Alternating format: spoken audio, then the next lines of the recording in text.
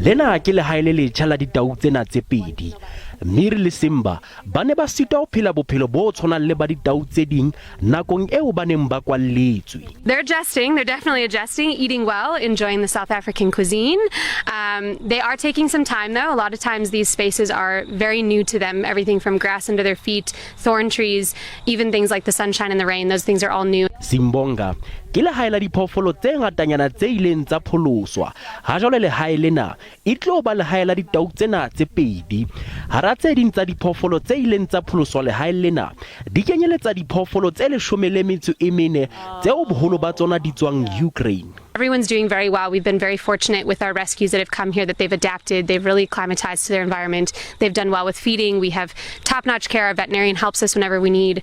And at the end of the day, the goal is to make sure they're happy. And so far, that seems to be what's happening. Le ha o ja Simbonga e qadile kgwebo ena ya ho pholosa diphoofolo dilemong tse pedi tse fetileng.